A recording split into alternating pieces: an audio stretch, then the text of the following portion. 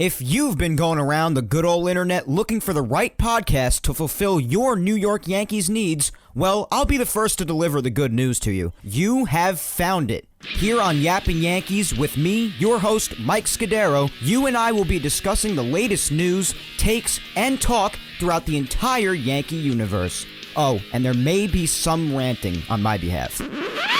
Yeah. Anyway, what do you say we get to it? Let's get to yapping! Oh, no way! No way! Are you kidding me? Oh my God! Holy crap! Let's go! Let's go! Let's go! Let's go 5-4! Yes! Yes! Hello there, my fellow Yankee fans, and welcome to episode... Palpatine, that's your cue. 66. There you go, of the Yapping Yankees podcast, where we yap about the Yanks and nothing but the Yanks. As always, I am your host, Mike Scudiero, here on this Sunday, October 4th, 2020. Now, let's get things started by giving our shout out today and for the next few weeks to just Grunt Talks MLB, because unfortunately, our friends over at Team Left Jab have decided that Team Left Jab had run its course. So because it is no longer around, I obviously won't be shouting it out anymore. But the good news is that they have a new product on the way, hopefully in the near future, and they intend on featuring Yapping Yankees on there just as they did for Team Left Jab. So when they start doing that, we'll be shouting out that new product, which I assume will be just as awesome as Team Left Jab was. So best of luck to them. But again, as for now, we'll be just shouting out Grunt Talks MLB. Visit their website, grunttalksmlb.com, to see all of their baseball content and where they feature Yapping Yankees. Also follow the main man behind the website, Darren, on Twitter at Yankee Report 28. Special thanks to Grunt Talks MLB for helping spread the word every week about Yapping Yankees. And don't forget, guys, that you can help spread the word about Yapping Yankees every week as well, and stay updated on everything having to do with both me and the Yankees by following me on all social medias. You can follow my Facebook fan page at Mike Scudiero NY. You can follow me on Twitter at Mike Scudiero, and you can follow me on Instagram at Mike Scuds 97. In case you're wondering and haven't heard or seen that video on my social medias that just played after the intro of the show, that was just a little portion of a video of me and a few friends of mine reacting live to Gio Urshela's Grand Slam on Wednesday night. And some of the rest of it had curses in it, which I've also never posted on any of my social medias, but I did because it was too great not to. But I'm keeping Yapping Yankees pure, and I still just had to include it because it was too amazing. But again, keeping the curses off of Yapping Yankees because I'm trying to keep it a pure product here, no cursing. But you still got a good taste of that. There is more of the video on my social medias. You can always head over to any of them to check out the video in its entirety. That's why I always tell you to follow me on social media. Got some good content on there. Got like thousands of views on Twitter and lots on Facebook and Instagram as well. And as you can very well hear, I am a very different animal when you watch a really important game with me live, guys. I really am. So that was a portion of the audio from that video. And obviously, since it's episode 66 today, I thought I'd give Palpatine and Star Wars a little bit of a plug because you know that whenever I see an opportunity to do that, I take it. So hopefully my fellow Star Wars fans out there appreciate that. I'm a nerd, leave me alone. But God, what a night that was. What a series against the Indians. I lost my voice for about 3 days and only got it almost fully back, pretty much fully back today, basically. Just in time to record Yapping Yankees for you guys. And you can literally hear my vocal cords being slowly murdered as I'm screaming there. But you know what? It's completely worth it. Even if I do aspire to have a career that entirely depends on having my voice. But that wildcard series against the Indians, particularly and especially Game 2 on Wednesday night, was just as crazy, if not crazier, than that storm that they played through for a while in the bottom of the first that night. It was like they were playing in a hurricane. If you follow me on social media, namely on Twitter, you would know that I was not okay from that roller coaster of a game. From their decision to start the game when they did, to what happened in that game from start to finish. The back and forth, the intensity of that game, I was just not okay. It was such a storm of emotions, pun intended. None of us Yankee fans were okay. And obviously we'll get into all the thrilling details later on when we do recap, but obviously, as we know, the Yankees did win games 1 and 2 and therefore swept the best-of-3 series against the Indians in Cleveland, who they ultimately went on to face after action was all done after the recording of last Sunday's episode, since the games hadn't even started by the time I finished recording last Sunday, if you recall. Speaking of last Sunday, contrary to last Saturday, the Yankees ended up looking as lively as the zombies in Night of the Living Dead against the Marlins and lost 5-0. And how about those Marlins, by the way, going into the wild card series against the Cubs and sweeping them right out? Unbelievable. But anyway, I get so easily distracted. So as I said last week, in order for the Yankees to remain in the 5th seed and take on either the Indians or the White Sox, the Orioles had to do the Yankees a favor and defeat the Blue Jays in order to prevent them from tying the Yankees in record and taking the 5th seed, which the Orioles would end up doing. They ended up defeating the Blue Jays 7-4. So the Yankees remained in the 5th seed, the Blue Jays remained in the 8th seed, and had to take on Tampa in the first round, which wasn't a fun time for them. And as I also predicted, the White Sox ended up losing to the Cubs, and the red-hot Indians, red-hot at the time I should say, ended up having a late comeback against the Pirates and defeated them, which resulted in the White Sox facing the A's in their wild card series, and the Indians taking the 4th seed from the White Sox, facing the 5th seed Yankees in Cleveland for the wild card series. And as I said before, the Yankees ended up sweeping the wild card series in Cleveland, looking as good as they possibly could in what was both a fantastic and nerve-wracking series, nerve-wracking basically because of Game 2, and now the Yankees are awaiting the start of the ALDS against their extreme rivals, the Tampa Bay Rays. We know these two teams do not get along whatsoever, and as Brett Gardner even said just a couple of days ago, they only said so much as, "Hey," to each other when they saw one another at the hotel in San Diego, so there's that.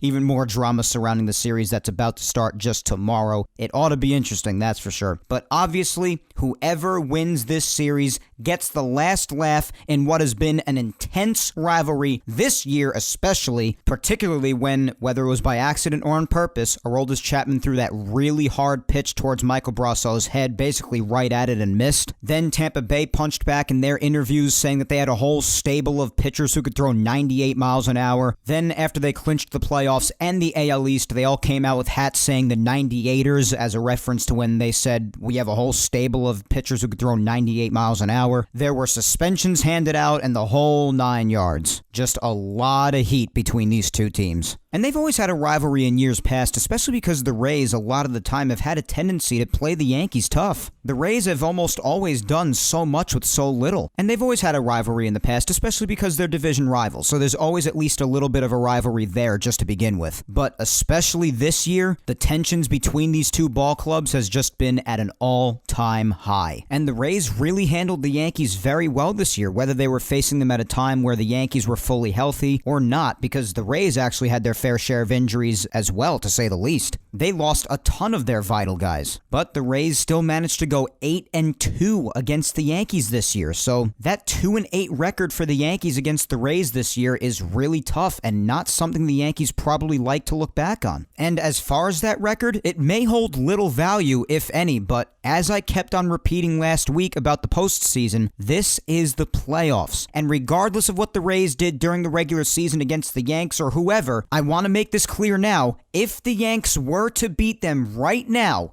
in the playoffs when it truly matters, obviously the Yankees would be superior in the end and get the last laugh. Winning when it truly matters is what's important. Or, on the other hand, the Rays could just continue their dominance of the Yankees this year and continue it into the ALDS and laugh even harder as they move past them to the ALCS against either the A's or the Astros. Right now, of course, we aren't sure, but as per usual, we can predict. And clearly, what else is there to really talk about mostly this week with the ALDS between the Yanks and the Rays starting tomorrow and having such excitement and anticipation surrounding it? So given that fact, I figured why not make predictions for the upcoming series between these two teams? So that is this week's poll. After that, since there really isn't much Yankees news to go through other than quick news on James Paxton, we'll get right to recapping this past week's intense action, namely the 2 games in Cleveland, of course. But for now, let's get to this week's poll question, and simply put, as I said just before, the question is,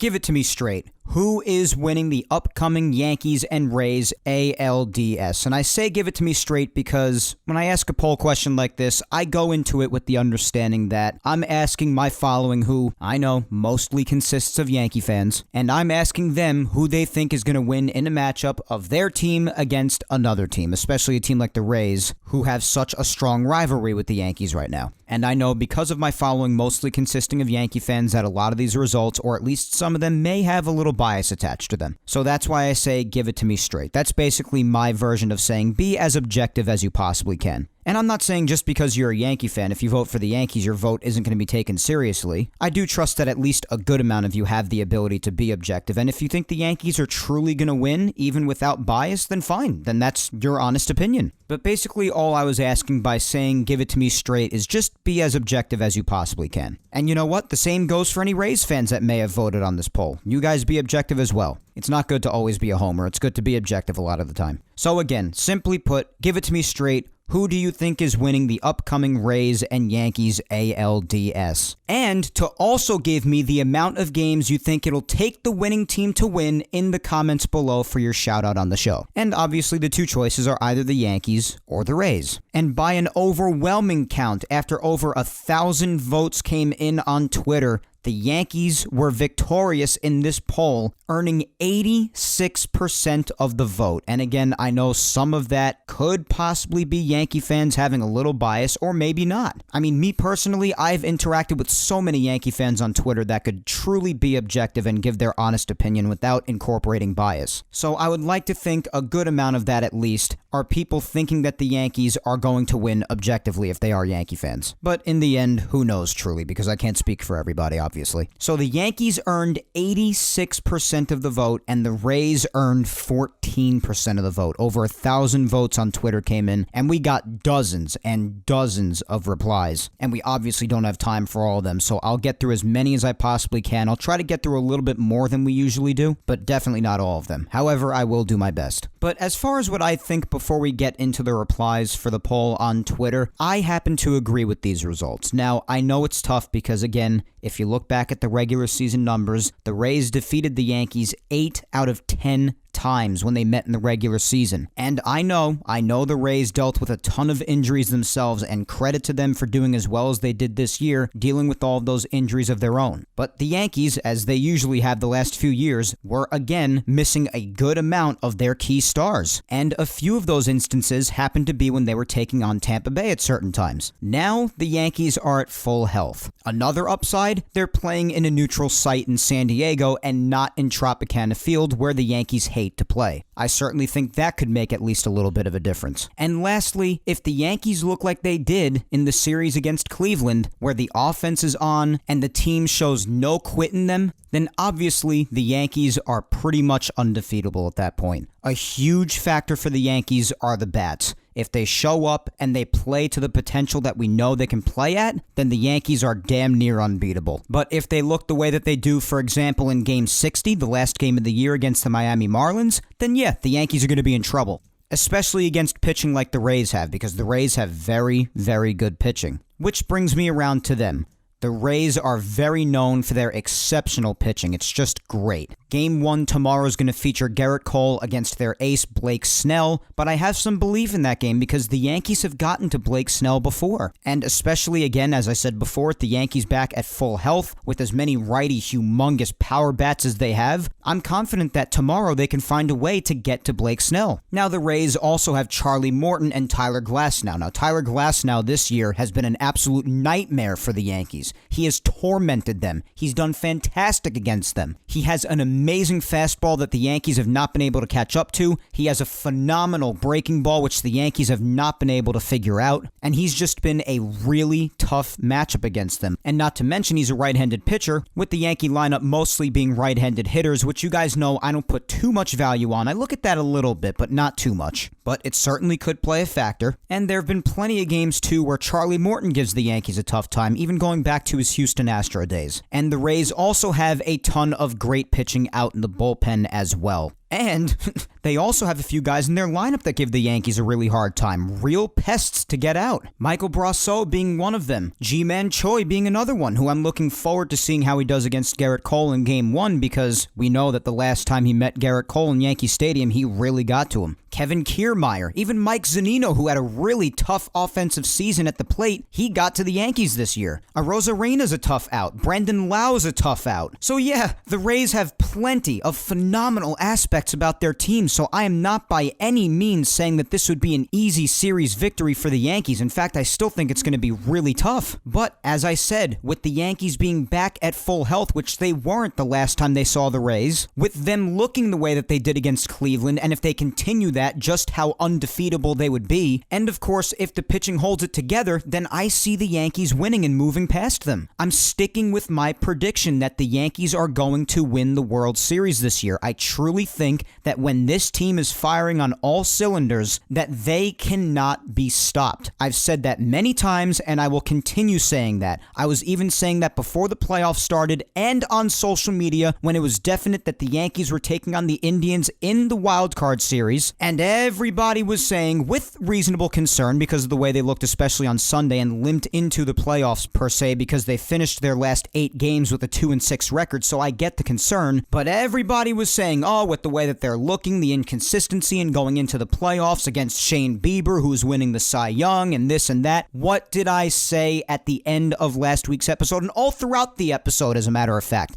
That it's the playoffs. Anything can happen. Have faith, and let's see what happens when the playoffs come around. And what happened? The Yankees flipped a switch and had themselves a great and thrilling series in Cleveland and defeated the Indians to be where they are right now. And if they continue that gameplay, I do not see them losing. But their work is cut out for them. The bats have to show up. They have to hit Rays pitching, which, yes, they've had a tough time in doing in the past. I already acknowledged that, but they have got to do it in this series when it's truly important. Garrett Cole has got to come out strong against the Rays. He's had a couple of tough starts against them, but we saw what postseason Garrett Cole especially is capable of doing, and if he comes out like that again, he's going to be tough to touch. I don't care who he's facing. I'm confident that Tanaka should have better luck because he's had himself some very good starts against the Rays in the past. Obviously, we know how effective postseason Tanaka is in general, and as long as they don't have him pitching in a typhoon like they did in Game 2 against Cleveland, I'm pretty sure he'll find his stuff again. If I had to say there was a game they would have to lose, although I know he finished the season doing great and I give him all the credit in the world for that, as I've done in the past on past episodes, if there is a game that the Yankees are to lose, I'd probably say it's Game 3 if J Happ were to be out on the mound, which you could probably expect to see. I do definitely have the Rays winning at least one game in this series. I definitely do not see them going quietly. But I think in at least Games 1 and 2, especially if Garrett Cole and Masahiro Tanaka show up big time, I don't see how the Yankees lose those games. Even if they were to face Tyler Glasnow in Game 2, which I still think he would give them a hard time, but I think the Yankees would find occasional moments in the game to get to him, just enough if Masahiro Tanaka did have his stuff, and if he were keeping the Rays silent, then maybe just a couple of runs is all they would need. So I know I've gone on a whole diatribe about this thing the last few minutes, but all in all, with all the reasoning I just gave, and probably throughout the replies and later on in the show, I'll probably give even more if any more pop into my head. But as for now, I'm sticking with my prediction of the Yankees winning the World Series, which of course only happens if the Yankees make it past this round, so naturally I'm staying consistent,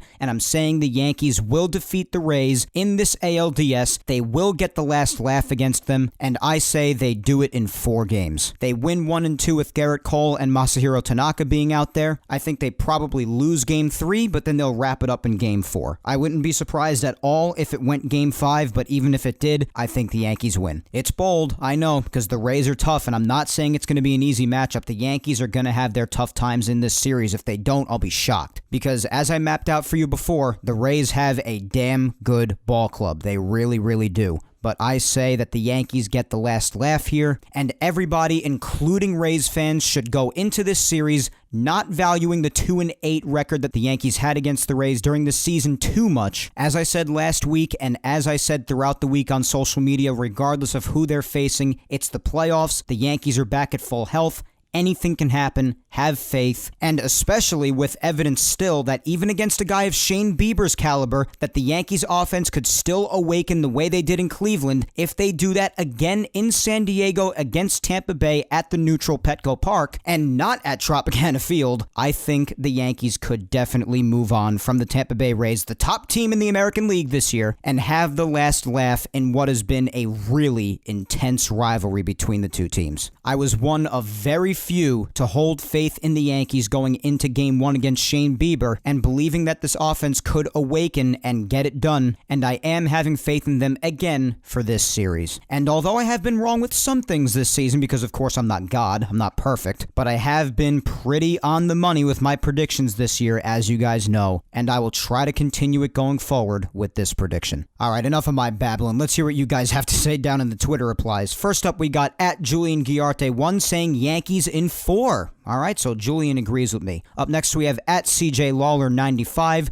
and he says if, a big if, Cole and Tanaka show up, they should set the tone for the series. The offense should follow. The rest of the pitchers better follow through, though. And if anyone is wondering, if the Rays win, they'll be the ones I pull for in the World Series. Well, they would still have to get past either the A's or the Astros first, whoever wins in the other American League Division Series. But I do understand. I am a little surprised that, as a Yankee fan, you would root for the Rays going forward because, of course, the rivalry from this year. I mean, it's been crazy. I mean, I know certain people say, because they beat us, you know what? They got the best of us. Tip your cap to them. I'll root for them going forward because they were the better team. I know some people tend to think like that, but I can't imagine that if the Rays end up winning this series that too many Yankee fans root for the Rays going forward. But hey, you know what? To each their own. As far as what you said otherwise, I completely agree, of course, and I even said it myself before. If Cole and Tanaka come out, if Cole comes out looking like he did in Game 1 against Cleveland, just basically nearly untouchable, and if he is the Garrett Cole that we all know and expect, and even more so in the playoffs because we know he dials it up to an even higher level in the postseason, and if Tanaka finds his stuff from Game 2, which again, I don't really blame the Game 2 struggles for because of the pitching conditions he was in, the beginning of that game was just absolutely wild, and quite frankly, it was pretty unfair to ask of any starting pitcher to get off to a good start in their outing that day. So I really don't blame Masahiro for that, and I am confident that he'll find his stuff, both because they'll be in San Diego, hopefully the weather is very nice, and because he has had great starts against Tampa in the past. And if they do that, I completely agree that is huge for the Yankees and should set the tone, and of course, if the offense does follow, as I said, that would be the Yankees playing at the potential we know they can, and at that point, especially at full health, I just really don't see the Yankees being very beatable. I just really don't. So I agree, CJ. Alright, let's keep going. We're going to try to get through as many as we can. At Laura_Iceman says, Yankees in 5. The Rays are going to put up a tough battle, but I'm optimistic that our guys will get it done. Completely agree. I think it's going to be a tough series. As I said before, just because I have the Yankees winning, and that's completely an objective opinion, as I said, just because I have them winning does not mean I'm saying they're going to win in easy fashion. I think it's going to be a really tough series. The Rays are such a good team. But I think the Yankees have what it takes, and I don't value that 2-8 record against the Rays very much in the regular season at this point, because what happened in the regular season at this point in the playoffs is nearly irrelevant. It's the playoffs now. Anything can happen. You can value the 2-8 somewhat, and I guess I do, but it's mostly irrelevant to me, because right now in the playoffs, they're 0-0 against each other, and that's all that matters to me. At Evan D. Wetzel 4 says, as a Yankees fan, I have faith that we win. As a baseball realist, I understand how hard this series will be, and even if we lose it, it won't be as bad as Houston's series was. In 2017, I knew we could, should, and would have won if not for cheating. Yeah, speaking of that, I actually put up a Carlos Correa tweet the other day that really upset Astros Twitter. What a tragedy. Deflecting the whole steroids thing at me as if I ever said I supported taking steroids or that I ever supported the steroid era or any Yankee taking steroids, whether it be A-Rod or somebody else. Never said I supported that. And actually, I've come out saying multiple times that I thought that that was always wrong. But hey, if you want to deflect that at me, go ahead. That's really the only comeback that they have, I guess. Anything to ignore what was done 3 years ago. But it is extremely easy to upset the Astros fans on Twitter. Just know that.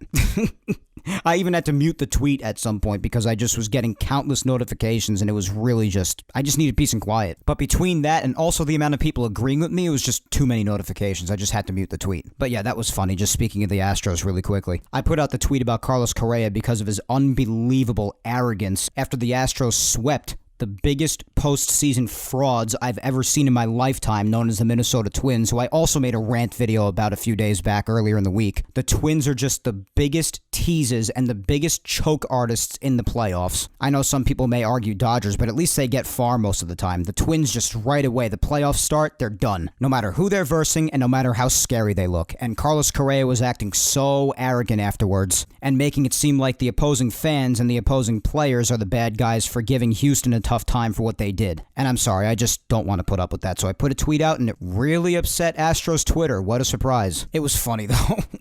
They're just so delicate whenever you bring up 2017. It's adorable. But anyway, back to the subject.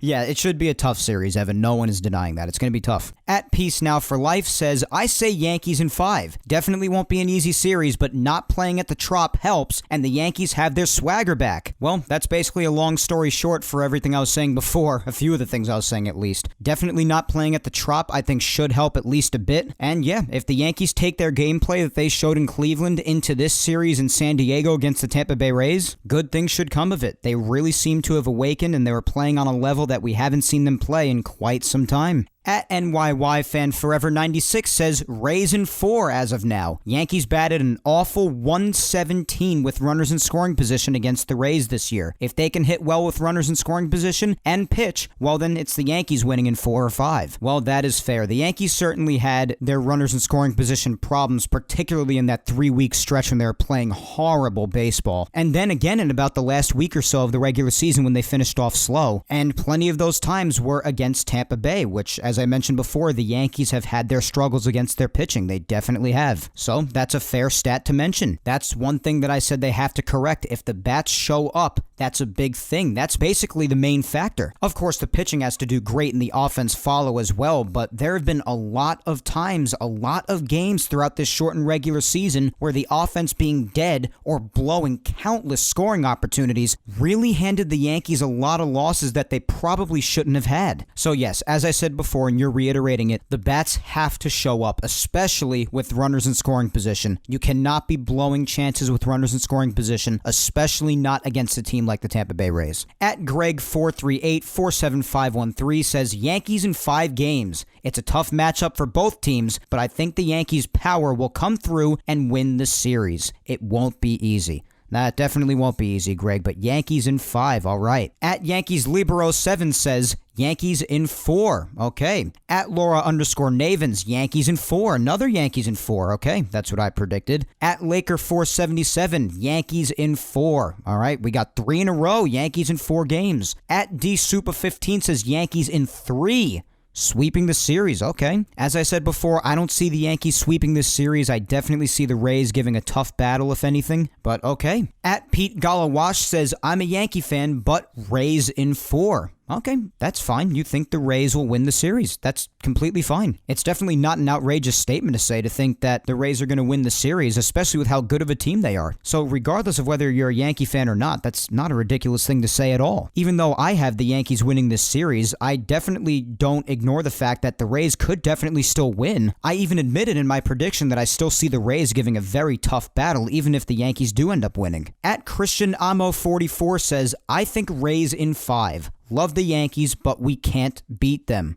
All right, so the Yankees have something to prove to you. And you know what? They have to prove it to all of us this series, and I think they know that. They have to go out there and beat the Tampa Bay Rays finally. The regular season was not easy for them against the Rays at all. They've got to go out there and do it now when it truly matters. At Hein_Johnny Hein says Yankees in 4. At PClausel81 says Yankees in 4. We got a few Yankees in 4 predictions here. At Justin C41007562 says Yanks in 4. If it goes 3 or 5, I have a funny feeling that it goes to Tampa Bay. All right, pretty specific. At 315_559 says Yanks in 5. Cole wins games 1 and 5. Well, yeah, of course, if he had to do game 5, he would be on short rest because remember, in the ALDS and CS, which we said on Yapping Yankees about a week or two ago, there are no days off within the series. So yeah, Cole would have to do game 5 on short rest. At Yanks23242 says Yankees in 5. Okay, so the series goes all the way to game 5. That would give me a heart attack probably.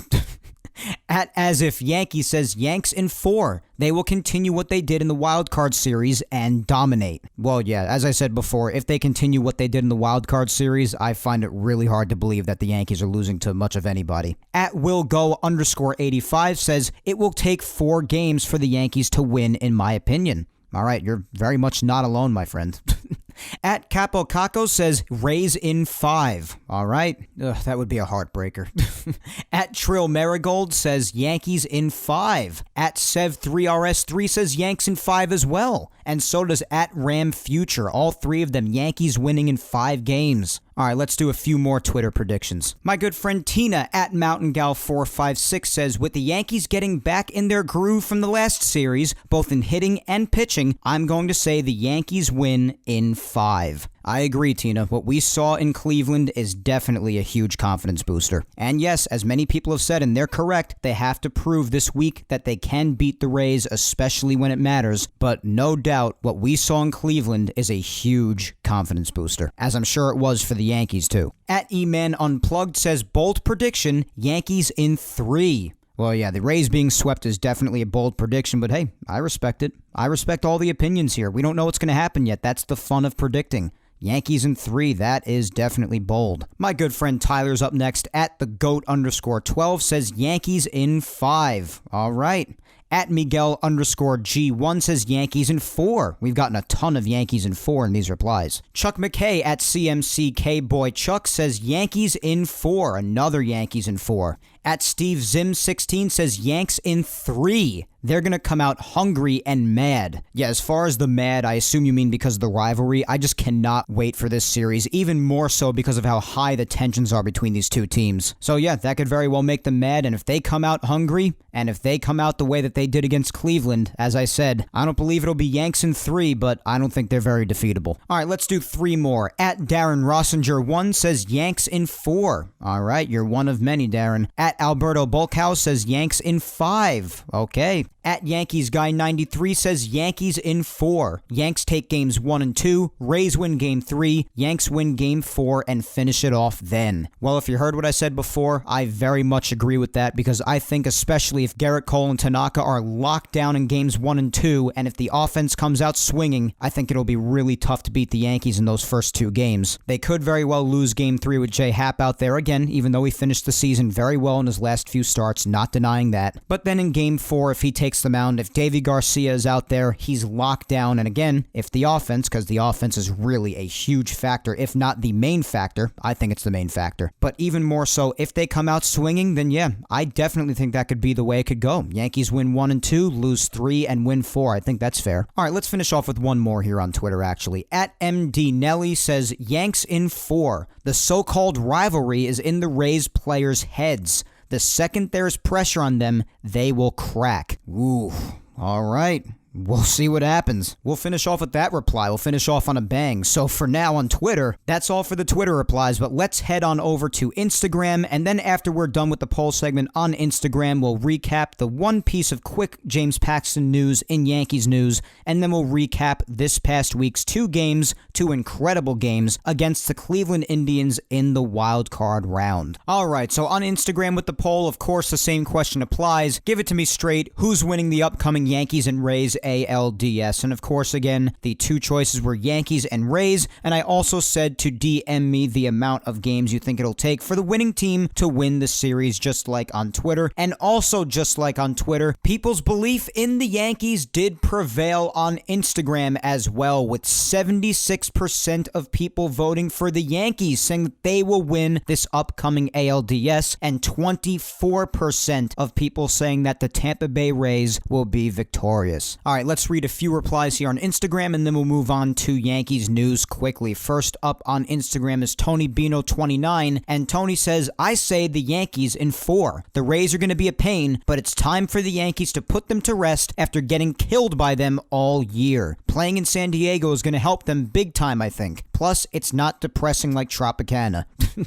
I definitely agree with that. I hate every single time the Yankees go to Tropicana Field to play. But yes, I agree. If you're the Yankees, it is time to shut this team up for good and win when it truly matters, get the last laugh, and turn it around against Tampa after the ugly season that they had against them. Richard Chin is picking the Rays in 4 because they need to prove that they could hit better against them in the postseason. Completely agree. They definitely have to hit better against Tampa. The bats have to show up. They definitely have to show up. It's the main factor. And again, if we see the same Yankees team that we saw in Cleveland, the team that never stops, never gives up, and is ever so resilient, if we see that again in the Tampa Bay series, the Rays are going to have a tough time. Any team would. Then we had Sayesh2914, and he says Rays. They're the Vegas favorites, and Vegas is not often wrong. Well, yeah, even when they're not wrong, though, I would imagine that you want to form your own opinion based on the teams themselves and the chances they have against each other realistically based on what you've seen this season or what you expect or not expect to happen for each individual team when they face each other.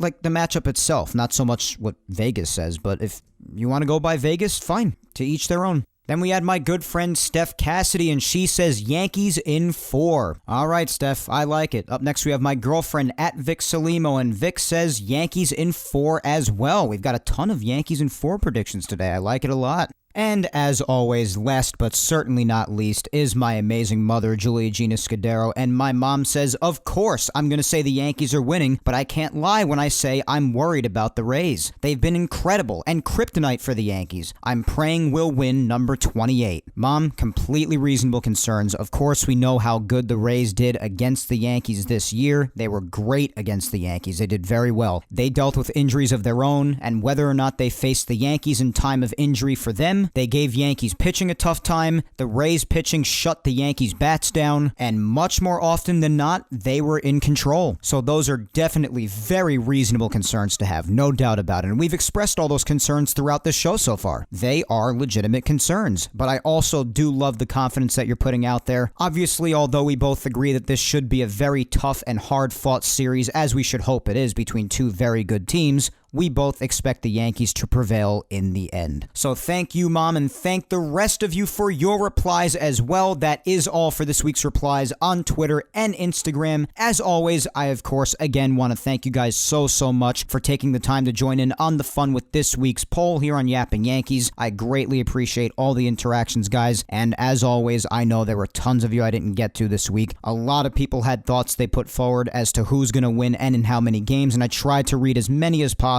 I certainly hope I got to you, but if I didn't, of course, just keep commenting on future social media segments and I will get around to you. So, before we get to recapping this past week's awesome action, let's just run through something really quick in Yankees news for this week. Just a really quick report on James Paxton. Now, the last time we spoke about Pax, it was obviously after he had a setback with his flexor strain injury. The Yankees had transferred him from the 10-day IL to the 45-day IL, and we knew that he could potentially return at some point very late in the playoffs, if anything, but especially since he still had not picked up a baseball at the time to keep on throwing, everyone was assuming that James Paxton would be done for the rest of 2020, and understandably so. But we also know that throughout this season with all the injuries, the Yankees have put out some conflicting reports, and along the way, certain information about certain injuries had changed, and that would appear the same for this report. Because now, Aaron Boone and the Yankees seem to not be counting out James Paxton for some sort of a role, potentially by the very end of the playoffs if the Yankees are to make it that far. Obviously, if the Yankees were to make it past this American League Division Series against the Rays, they would still have the American League Championship Series, the ALCS, against either the Astros or the Athletics, and then after that comes the World Series. So maybe by some point in the ALCS, maybe by some point in the World Series, just maybe, they're not entirely ruling out James Paxton, since he has apparently began throwing again, and it's possible that maybe he could come back in a bullpen capacity. Long relief, maybe pitching a couple of innings if need be. You definitely can't get him stretched out enough to get him back into a starting role. That's definitely out of the question. And even this bullpen role is not confirmed, but they're basically saying it could happen. They're not ruling it out. But obviously it was definitely reasonable for the Yankees and everybody else, fans included like myself, to think that James Paxton was completely done, because it's also not very smart to just throw a guy in there who's missed so much time like James Paxton has, just throw him into the playoffs in such an important time, just completely cold. So there's that too. So there's no confirmation as to whether we'll see James Paxton or not, but they're not completely counting him out of having at least somewhat of a role, basically out in the bullpen towards the end of the playoffs. So although nothing is really confirmed yet when it comes to James Paxton, that is really the latest on him. It's possible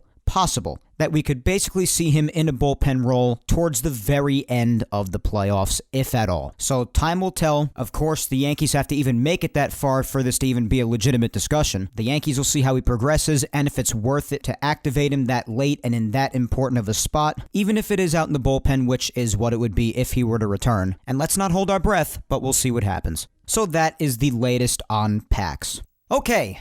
Now, time for my favorite part, weekly recap. And the evil laugh commenced because I am very happy, of course, as are all Yankee fans, about what took place this past week in the wild card series against the Indians. Now, I'm not going to recap last Sunday's game against the Marlins, game 60 of the regular season, because, of course, as I mentioned earlier in the show, the Yankees completely sleptwalked through that game and lost to the Marlins 5-0. And, obviously, since we're headed into the American League Division Series, not only does nobody care what happened in game 60 last week, but everybody cares to talk about what is truly important, and that is what happened in Cleveland this past week. And of course, as I also said earlier on in the show, the Yankees were able to hold on to that 5th seed and had the opportunity to play the Indians, who took the 4th seed after their game with the Pirates, thanks to the Orioles, who defeated the Blue Jays that day as well last Sunday by a score of 7-4, preventing the Yankees from having to play Tampa right away in the first round in the wild card series, and having the Yankees head to Cleveland to play the Indians instead. So after game 60 was complete on Sunday, Monday was an off day considering the season was officially over, and the playoff teams were given a day to get to where they have to go for their wild card series, especially the American League teams, since they started right away on Tuesday. And speaking of the 60 games being complete, of course we know that the Yankees did end up playing all 60 of their games, but on last week's episode I just have to make a brief correction, because I did also say that all teams did play their 60 games, and there were a couple that actually didn't. They played 58 or 59, but you get it. They basically finished their seasons. But I did say that all of them played all 60, and that is not true. So just a little correction. I really never make a mistake here on Yapping Yankees, so it happens. I'm a human being. What can I tell you? Nobody's perfect. So everybody did play 60 games other than the Detroit Tigers, who played 58, and the Cardinals, who played 58. And the Cardinals were a pretty important one, because the seeding with them and the Reds could have changed if they played those 2 games, and if they would have lost both of them or lost one of them, who knows what would have happened with the seeding. They could have finished under the Reds. The Tigers, on the other hand, don't matter, because even if they would have played those final 2 games, they wouldn't have made the playoffs anyway. So that was just a minor mistake I made on last week's episode that I wanted to just correct really quick this week. That just the Cardinals and the Tigers did not play all 60 games in their season, but still managed to get 58 games in, which is still great. And the other 28 teams, of course, played all 60, which, as I said last week, is quite the accomplishment given the circumstances all throughout the season. But anyway, back to this past week. So it was an off day on Monday. Tuesday, the American League Wild Card Series games began. The Yankees were in Cleveland. Shane Bieber against Garrett Cole, which on last week's episode I even said if this matchup were to take place, if the Indians were to be the Yankees' opponents in the Wild Card Series,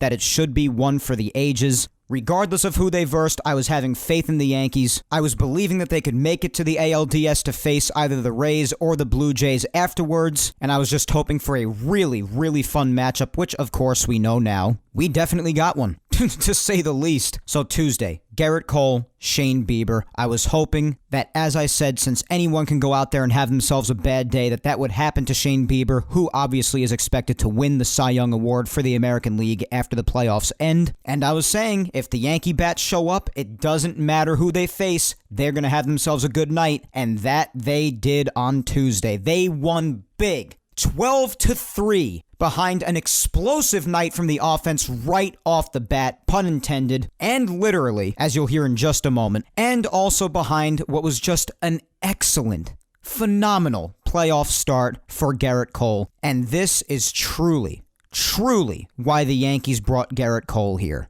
To be a true ace, especially when it matters in a big postseason spot like Game 1 against the man who is expected to win the Cy Young Award in Shane Bieber. To come here and be that ace that the Yankees have been searching for years, and to deliver that amazing performance that we know that he can give when called upon, especially in the playoffs. That's why he's here. That is why Garrett Cole is a New York Yankee. And he came out on Tuesday night against the Indians, against Shane Bieber, and reminded everybody why he's here and why he is Garrett Cole. Truly one of the best arms in the game. Coming out in game 1 of a quick 3-game series where setting the tone right away is paramount. 7 innings, just 2 runs, mainly the one big run was on the solo shot by Josh Naylor, who was basically the only one in the entire Indians lineup that night that really had Garrett Cole's number, and what a series overall that Naylor had, so you just got to tip your cap to him in general. But just 2 runs, 13 strikeouts. 13! Garrett had it working that night. He was just a treat to watch. But also, as I said before, it was also very much thanks to an explosive night on offense, which definitely also early on must have helped Garrett Cole settle down right away, going right into the first inning, because you know what? The Yankees got started right away and throughout the entire game did not stop. That'll definitely help an ace also have a fantastic start when needed. In the top of the first, on the 4th pitch of the game, a 3-pitch at-bat by DJ to start the game resulted in a line drive single to right field, and then on the 4th pitch of the game, batting second, the first pitch he sees, Aaron Judge launches a ball to right center field on the 4th pitch of the game. Again, I'm going to keep emphasizing that because this is just how quick action got started on Tuesday night for the Yankees. Gives the Yankees a 2-0 lead on a 2-run shot. And again, it's understandable because since he's come back, he hasn't looked too great, but all the concern about Judge going into this game, and he does that to start off. All of the struggling he may have been doing headed into the playoffs, that really silenced all of the controversy about it. So that was awesome and just the best way possible that they could have started that game. Then they kept on going, as I said. In the top of the 3rd, RBI double by Luke Voit, foot stuff and all. He just continues to kill the baseball. 3-0. But then the Indians got on the board. They got Garrett into a little bit of trouble in the bottom of the 3rd. Jose Ramirez, who had himself a hell of a series too. RBI double to get the Indians on the board, 3-1. And then the Yankees continued on after that. It's like anytime the Indians tried to show any signs of life, the Yankees would just shut it down right away. In the top of the 4th, Brett Gardner, who everybody was surprised to see in the lineup over Clint Frazier, had himself an amazing night. Just everything worked out on Tuesday night. Brett Gardner started off his amazing night in the top of the 4th, RBI double driving in Gleyber Torres, who also went 4 for 4, Gleyber did. As I said, just amazing. So an RBI double driving in Gleyber made it 4-1, and then DJ LeMahieu, what else is new? That's actually a pretty good rhyme. DJ LeMahieu, what else is new?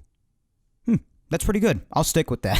So, what else is new for DJ? RBI single, 5-1. And then in the bottom of the 4th, the last run that the Indians would score off of Garrett again by Josh Naylor, who had himself a really nice series and was really the only one who had Garrett Cole's number. Solo shot to right center field, a bomb. Made it 5-2 Yankees. But then after that, they really did not look back at all. Top of the 5th, Gleyber Torres, 2-run bomb over the big wall and left. Made it 7-2. Then in the top of the 7th, Gio Urshela, who would have himself a day the next night on Wednesday, which we'll get to shortly, unlike much of anybody else you've seen before, hit a sacrifice fly to make it 8-2. Then Gleyber Torres continued his hot night. RBI single made it 9-2. Brett Gardner shutting people up again, questioning the lineup decision. And again, I don't want to make believe that I wasn't surprised to see Gardner in the lineup either. I was expecting Clint too, but when it comes to the playoffs in a big spot, I'm always willing to see just what happens. I don't overreact about anything like that. And plus, Gardner's bat was red hot heading into the playoffs, and this was just a fine example, yet another fine example that especially in the playoffs,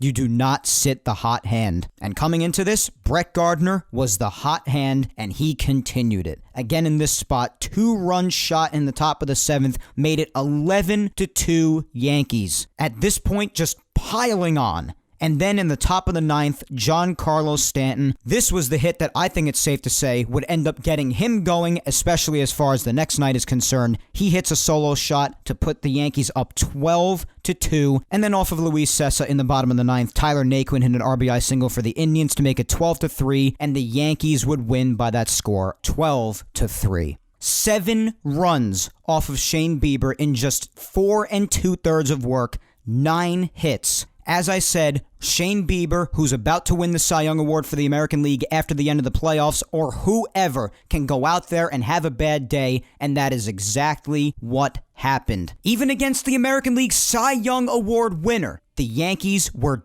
dominant. And what a story it was on Tuesday night, how the mostly struggling and inconsistent Yankee lineup, how they ended up dominating the Indians and especially dominating the American League's best pitcher, Shane Bieber. Unbelievable first game. They would go into Wednesday night, Game 2. Obviously, the Yankees and all of their fans, including myself, just wanted to end it with Game 2, wanting nothing to do with Game 3, and understandably so. Who wants to play an elimination game if you don't have to? And not only did the Yankees fulfill their own wishes and all of their fans' wishes by wanting to finish it in Game 2, but it was also, as I said, a game for the ages. They ended up winning, and in historic fashion. Now, this game, before we end today, I'm going to go through it inning by inning because of how incredible it was. So the game started late. First pitch was delayed to 7:50 because of rain. Just really bad weather in Cleveland that night. And then they start at 7:50. The Yankees go down 1-2-3 in the top of the first, and then Masahiro Tanaka. As I said before, this is why I don't blame him for any of the runs he gave up, especially not in the bottom of the first that night. This poor guy comes out in the bottom of the first in an absolute typhoon.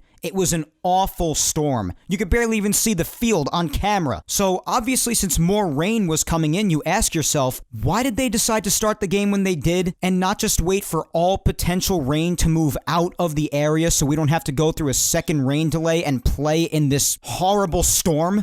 In the playoffs, Major League Baseball is in charge of determining when the games will start, analyzing the forecast, and really going into rain delays and coming back out of them at a certain time. It's on the league, so the league took a colossal L with their decision-making here. You can't tell me that they didn't see the potential for that bad of weather if they were to start the game at 7:50, which of course they did. So in the bottom of the first, they waited for the Indians to score a run before going into a second rain delay. And then before you know it, they're already coming out of the rain delay. Tanaka unfortunately gives up 3 runs, mostly with the runners that he left on base before the second rain delay when he was having trouble pitching through that awful storm, and understandably so. Nobody should ever have to pitch in weather that bad the way Tanaka did in the bottom of the first that night. That was a disgrace on MLB's part. And mind you, it's still the first inning, but he had that gap of rest because of the second rain delay, and the weather was brutal. So that inning was a mess, and because of that whole mess with the weather, at the start of the game, you really just had it in your mind that this game had bad written all over it. And I mean bad like 2007 Midge's bad. You know what I mean, the whole thing with Jabba Chamberlain back 13 years ago. Except this time, it was the horrible weather and the even worse decision-making by Major League Baseball to start the game when they did. So the game had bad written all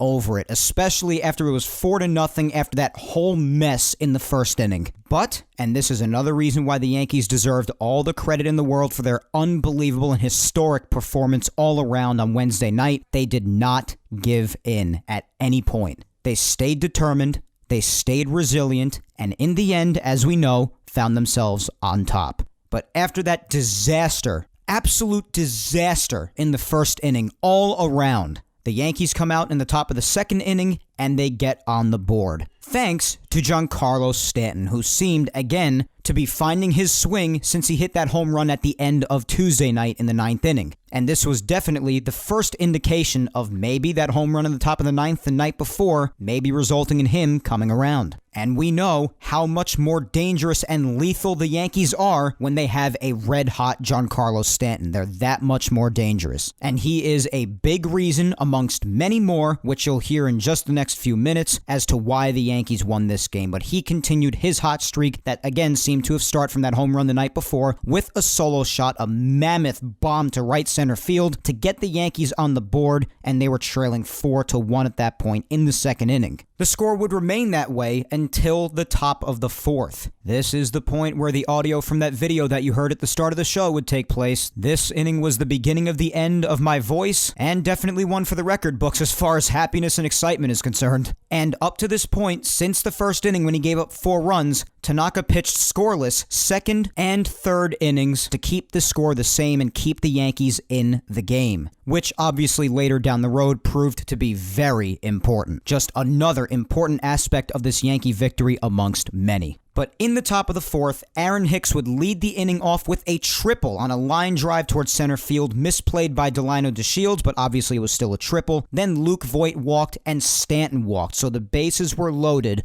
with nobody out. And the Indians' reliever, if not their best relief pitcher, then definitely one of the best, James Karinchak, comes in and replaces Carlos Carrasco. And after a long at-bat with him, the first thing he does is give up a nuke to Gio Urshela, a go-ahead grand slam to make it 5-4. And the audio you heard at the start of the show from the video that I put on social media when I was reacting to it live with my friends is all that you need to hear if you want to know how I reacted to that in the moment. This home run made me go psycho. This was crazy. But what a moment. What a moment in this game. Just the first of many for Gio Urshela, who's probably, although he is amongst the reasons the Yankees won this game, probably the biggest reason why they won. Because yes, that grand slam wasn't all he did. He was just in God mode on Wednesday night. Remember, don't ever forget that the Yankees got this guy for cash considerations. Oh my God, one of the bigger steals in memory. Oh my God. I just can't get over that, nor should anybody. And all of this particularly against a former team of his in the Indians. Just unreal. The Indians probably just endlessly stare at this guy in perpetual disbelief at what they gave up. I mean, I would too if I gave him up and he ended up finding his way to the Yankees and then doing this to me. Oh boy, Gio Urshela. I even made a joke on social media that night a couple of times. I made videos of myself saying that Jesus Christ has in fact come again. He's just disguised as Gio Urshela. I mean, he was so good that might actually end up being believable. Just crazy. So that unbelievable home run would give the Yankees a 5-4 lead. They were down 4-1. They jump out 5-4. In the bottom of the fourth, Tanaka would pitch a 1-2-3 inning. And then in the top of the fifth, the Yankees would add on some insurance. Aaron Hicks leading off the inning with a walk. Wow, what a shocker. Aaron Hicks walking again. Luke Voit, double. Giancarlo Stanton steps up again in another big spot, hoping to get at least one run in, and he does. Sacrifice fly. Aaron Hicks comes home to score. The Yankees take a 6-4 lead. Then, Tanaka came out in the bottom of the fifth, and unfortunately, things got a bit out of control. So Tanaka comes out, gives up an RBI double to Francisco Lindor, and Tanaka had already pitched great in the second, third, and fourth, especially for a guy that had to pitch in the conditions he had to in the bottom of the first, and then expect to come back out and give the Yankees at least a little bit of length after that whole mess. It's just a train wreck for him. That's why I think he'll be extra hungry when he comes back out against the Rays, because he'll be looking to bounce back big time after that whole wreck of a night. But he comes out in the bottom of the fifth, gives up a leadoff double to Lindor, walks Cesar Hernandez, and then after that, the Yankees decide to switch to Chad Green, who, if you remember, has not had very good fortune in Cleveland in big spots, and that would not change here. Chad Green would give up a game-tying 2-run double to Jose Ramirez, who again just had himself a great series. He's just such a tough out in that Indians lineup. But Jose did make it to third on the throw home because they tried to nail Hernandez at the plate, but a bad throw by DJ prevented that from happening. So Jose was the go-ahead run, and he made his way to third. And then fortunately, Chad Green got 3 straight outs after that, striking out Santana, striking out Franmil Reyes, and then getting Josh Naylor, who had just went 4 for 4 the night before, of course, and a 2-run double back in the bottom of the first off of Tanaka in that mess of an inning. Again, Naylor, another one who just had himself a very nice series alongside Jose Ramirez, the two of them basically making up most of the Indians lineup as far as damage is concerned. Chad got Naylor to fly out to end the 5th inning, and he did not allow any more than 2 runs, but of course those 2 runs on base were from Tanaka, so they were charged to Masahiro. And then in the 6th, the Yankees would strike back again right away. Gary Sanchez, after a walk by Brett Gardner, the one you would least expect it from, with the wind helping him out, lifts the ball in the air out to right field. The wind helps it by pushing it back, and over the wall for a go-ahead 2-run shot. The Yankees now lead 8-6. Just again, from the way the game started out to the back and forth throughout and the way it ended, this game was just crazy. So now it's 8-6, and then in the bottom of the 6th, Chad Green, after allowing a hit to Roberto Perez, a hit to Delino DeShields, and striking out Tyler Naquin, was replaced by Zach Britton, who came in and got Francisco Lindor, who, of course, this year in this strange season, just has not been the same hitter that he usually is, to ground into an inning-ending double play, a huge double play for Zach Britton. But unfortunately, his good fortune would not hold up in the bottom of the 7th because he would play a part in the Indians ultimately tying the game. And it was aggravating because he got the first 2 outs of the inning. He got Hernandez to strike out, he got Jose Ramirez to ground out, but then after that, a 2-out rally started by Zach Britton, seemingly losing the strike zone, especially with that sinker of his. He walks Carlos Santana, he walks Franmil Reyes, and then Sandy Alomar Jr. with one of the worst moves on paper. I say on paper because, of course, as you're about to hear, it ended up working out.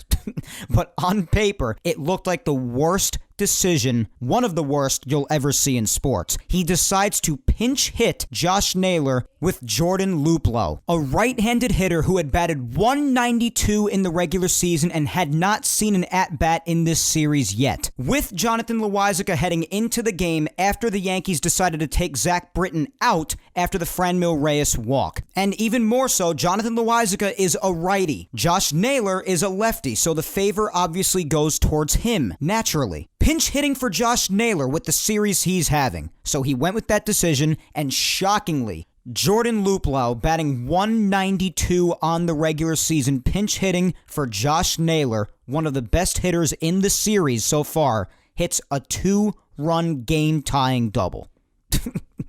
Just the Yankees' luck. So that made it 8-8 at that point. And the fact that you did not see Adam Ottavino in a big spot like this towards the back end of the bullpen, if it hadn't been proven enough to you up to this point already that the Yankees had lost most of or all of their faith in Adam Ottavino, this is basically all you needed to see, that they brought in Jonathan Loáisiga over Adam Ottavino. I'm not saying I blame them, but I'm just saying if you needed any more proof as to the amount of faith that they have lost in Ottavino, then this is a fine indicator of it. But he is such an important arm. If he could find a way to get back into the back end of that bullpen and be effective for the Yankees, my God, how much that would help the bullpen. It's unfortunate, but he's just struggled so much. But in any event, Loáisiga would find his way out of trouble in the bottom of the 7th. The Yankees would come up in the top of the 8th. They would not score after getting DJ and Judge on base via the walk. Aaron Hicks would ground into a force out, and then Clint Frazier, pinch hitting for Tyler Wade, who substituted earlier for Luke Voit on the bases, would strike out on 3 pitches to end the inning. Then in the bottom of the 8th, Loáisiga came back out to work, which also had bad written all over it. Capital B-A-D. Delino DeShields with a lead-off walk. Francisco Lindor walks. First and second, nobody out. At this point, they bring in Aroldis Chapman, who, as we've spoken about, has added new pitches to his arsenal, namely the splitter, which is just devastating, filthy. And he showed his modified ways of pitching, whether it be the pitches themselves or his delivery from the set occasionally changing. Unfortunately, he would give up a bloop single out to left field by Cesar Hernandez to make it 9-8 Indians, but then after that, he would strike out Jose Ramirez, and this again would prove to be an absolute game saver by Gio Urshela. Carlos Santana would hit a ball hard to third base, almost into the hole, and Gio Urshela, on a ground ball that was basically behind him when he made this diving stop, dives to his left, makes the play, then while sitting down, throws a strike to DJ at second. DJ goes to first to Mike Ford, who was there, and they complete the incredible double play. One of the bigger and better double plays you will see from a third baseman in such a huge spot that would be made even more massive when you hear what happened in the top of the 9th. It ended up being a massive game saver, because if the Indians scored even 1 or 2 more runs in the bottom of the 8th, who knows what would have happened in the top of the 9th. We could have very well have seen a game 3. But instead, the game was kept at 9-8. Aroldis Chapman gets out of the jam after that 1 run that scored charged to Loáisiga, since it was a runner from his jam, on the bloop single by Cesar Hernandez. Now the top of the 9th. Brad Hand, one of the better closers in the game, comes in to try to finish the Yankees off. The guy has one of the filthier breaking pitches you will ever see from anybody, but the Yankees, as they did throughout this entire series really, had such a beautiful approach at the plate. made Brad Hand go to them, just as they made Shane Bieber the night before go to them. They never tried to do too much then or now in this moment, and just as it yielded great results against Shane Bieber the night before, it yielded great results against Brad Hand now. Giancarlo Stanton, again in a big moment to start the ninth inning, leads off with a walk. Then Gio Urshela reaches out and punches a ball into center field for a base hit, first and second, nobody out. Then Gleyber Torres on a ground ball to Brad Hand and misplayed on the mound. He earns himself a single, now it's bases loaded, nobody out. The Yankees are only down by a run. Brett Gardner,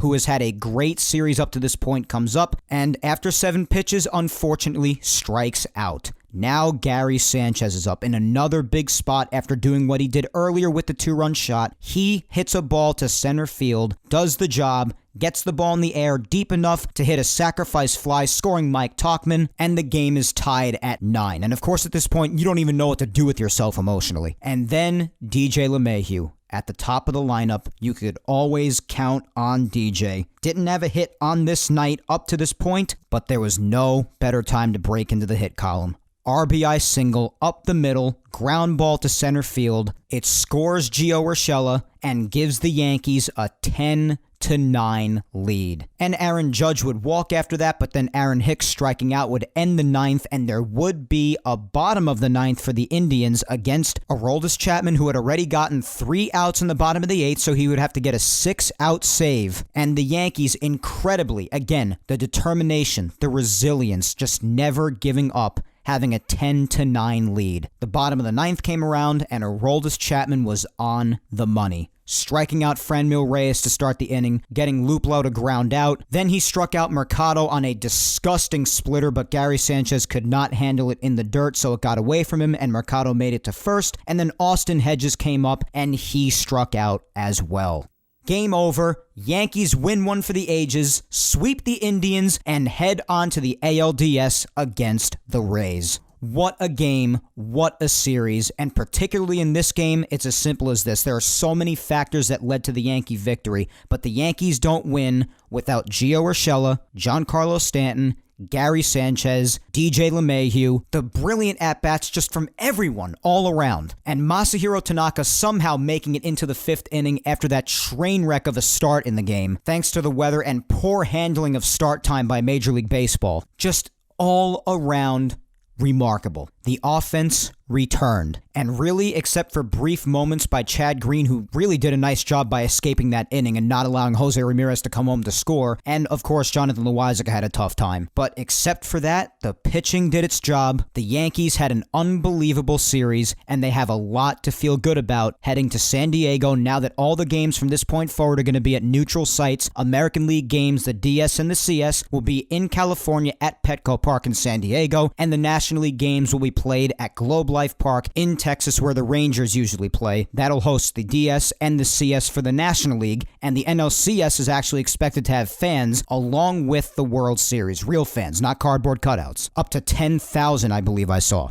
Both in Globe Life Park in Texas. So that, when we get to it, definitely ought to be interesting. So the Yankees have had off since they won on Wednesday. They are amped and determined to get this upcoming series with the Rays underway starting tomorrow night at 8:07 p.m. Eastern. And as I said, tomorrow night's game will be Garrett Cole against Blake Snell. And as I said in the DS and the CS, within those rounds, there are no days off, so they'll get right back to action on Tuesday at 8:10 p.m. Eastern. It'll probably be Tanaka against Glasnow. The Yankees still have TBD next to their starter, but it'll probably be Tanaka and Glasnow to match up against him. On Wednesday, it'll be at 7:10 p.m. Eastern. The Yankees will then be the home team in San Diego. Tampa Bay is listed as the home team in the first 2 games. That game will be Charlie Morton for the Rays and probably Jay Happ for the Yankees. 7:10 p.m. Eastern. And if necessary, Game 4 will be on Thursday at 7:10 as well. You would probably see Davy Garcia starting that one. And if necessary, also, Game 5 will be at 7:10 on Friday. So by the time I talk to you next Sunday, the Yankees, again, just like it was like when I spoke to you last Sunday, will either be out or will be getting ready to play Game 1 of the ALCS next Sunday against either the Astros or the Athletics, whoever wins that series. It'd be awesome if they could finally knock the Astros off this year. There's a lot coming up, guys. I am so excited for this series against the Rays starting tomorrow. I cannot wait for this year's rivalry to be settled in this series. We'll see who gets the last laugh. It all comes to a head, and it comes down to this. To me, 2-8 does not matter during the regular season. The Yankees are at full health right now. They are on a mission to win the World Series and silence the Rays going forward, and this shall be another stepping stone on their journey. I do think it's going to be a really tough series. Both teams are going to give it their absolute all against one another. They don't like each other, and they want to win. It should be intense. As a matter of fact, every matchup features teams that don't like each other. The Yankees and the Rays, the Astros and the Athletics, the Dodgers and the Padres, and the Marlins and the Braves. So these matchups should all be very exciting. Once again, I gave all my reasoning for it earlier in the show, so I won't reiterate all of that, but I will reiterate my prediction for this series between the Yankees and the Rays. And like many did in the poll replies, I am predicting the Yankees coming out strong in this Rays series, even though I expect it to be very hard fought. I am predicting the Yankees to win this series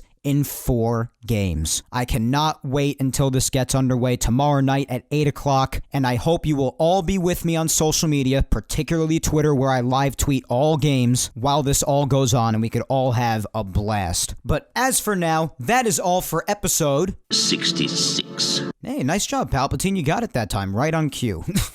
Of Yapping Yankees today, let's give one last shout out to Grunt Talks MLB. Visit their website, grunttalksmlb.com, to see all of their baseball content and, of course, where they feature Yapping Yankees. Also follow the main man behind the website, Darren, on Twitter at Yankee Report 28. Special thanks to Grunt Talks MLB for helping spread the word every week about Yapping Yankees. And also be sure to follow me on all social medias, guys, so you can keep up on the latest having to do with me personally, along with the Yankees and Yapping Yankees announcements, content, and Twitter and Instagram polls every Saturday. Follow me on Facebook at Mike Scudiero NY. That's my fan page there. Follow me on Twitter especially at Mike Scudiero, and on Instagram as well at Mike Scuds 97. And I'd also really appreciate it, guys, if you took the time to hit that subscribe button on the Yapping Yankees YouTube channel, and also subscribe and always listen to Yapping Yankees on SoundCloud, Apple Podcasts, and Spotify. And while you're at it, listen to the past Yapping Yankees episodes that you've missed. Episodes 34 up to this one, episode 66,